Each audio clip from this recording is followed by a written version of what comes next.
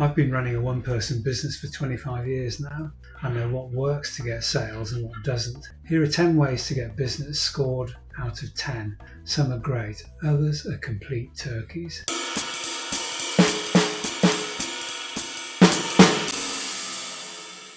Here we go. I'll throw a few comments in along the way to explain my reasons, and sorry if I upset a few folks along the way. I use LinkedIn a lot, but not as a primary generator of sales. I use it as my prospect and client database. I don't see it as a social media app at all. The way it works for me is that I only register a connection with people who can be of direct relevance to my business in terms of getting clients. So I have fewer people in my LinkedIn database than most. Bearing in mind that I've been on LinkedIn now for over 15 years, I still only have about 350 contacts on my list. So the way it works is about 2 months before I feel I'm about to run out of work, I contact various people individually via message and tell them about the upcoming window in my schedule. If they want to discuss possible options to work together, great. What I don't do is put one of those green available for work things on my picture. That always looks desperate to me. What I do have permanently set though is my willingness to talk about opportunities to people. LinkedIn works great for me on that basis, and I'm going to give it a 7. Where I live, there are always loads of these advertised, run by people like the Chamber of Commerce and all those. They're full of individuals looking to design my next website or overhaul my marketing strategy.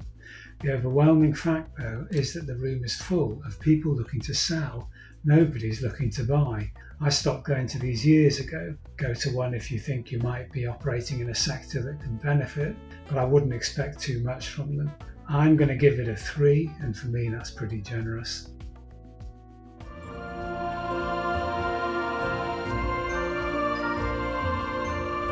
Ah yes, referrals. The holy grail for salespeople. If you're in the right segment, this can be your lifeblood.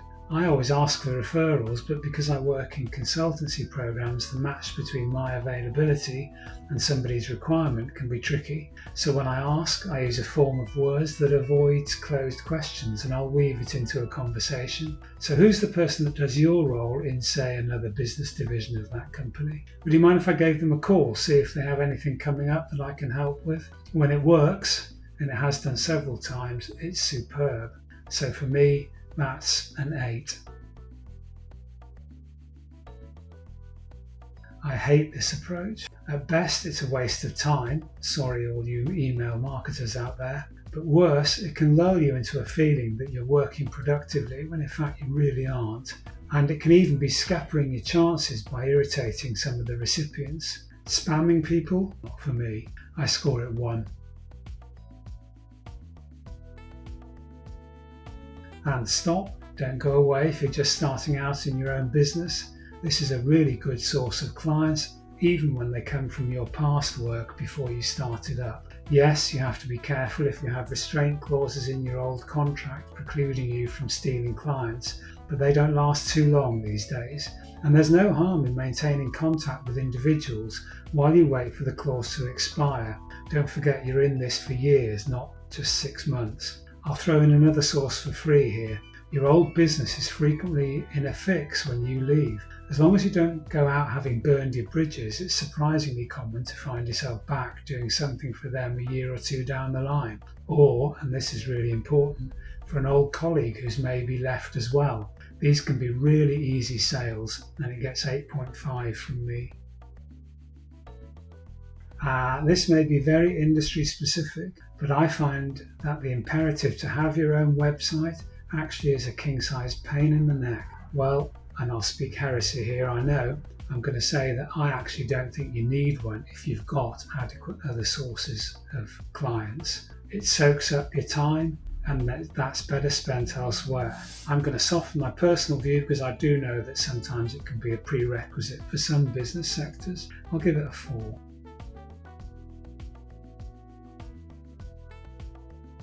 Almost the best of all, but not quite. I'm going to save that one till the end. So let me say at the start, as a caveat, there's a huge danger when you start out in the self-employed one-man business game that you give yourself the absolute top priority of doing the best possible job you can for your clients. But in reality, that isn't your top priority. The top priority is keeping your business healthy by bringing in income. You do what's required just to keep your client happy. Most of the time, you'll be doing a great job as a result anyway. But the client, for me, does take second place. When you're looking for your next role, that's your primary objective. And I spend a significant amount of time at my clients looking around and understanding the business with a view to finding out where the power lies, what's coming down the track, specifically in order to get under the hood and get my next role possibly within their organisation. I reckon 15 to 20% of my business has come from the people I'm already working for.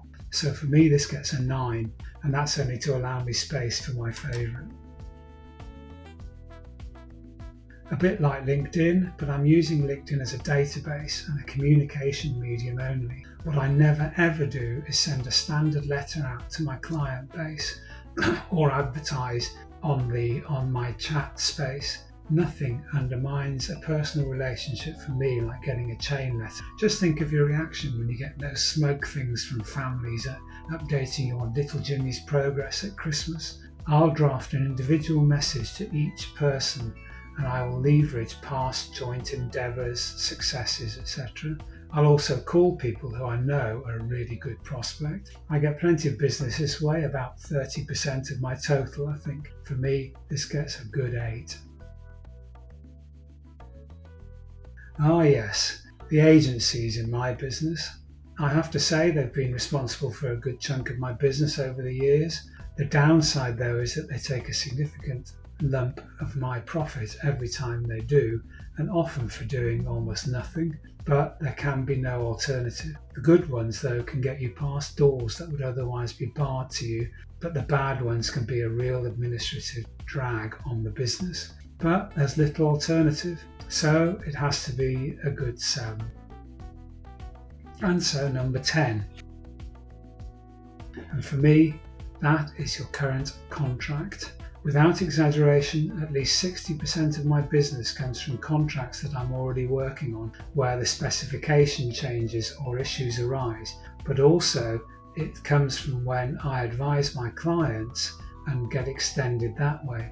I always ensure that the client is aware of all the elements of the task that they want me to undertake and associated elements as well, in order that they get everything that they need rather than they think they need. If they've contracted with me for my expertise, I'll often upsell them when I'm delivering stage 1 on what's coming down the track in stages 2 to 5.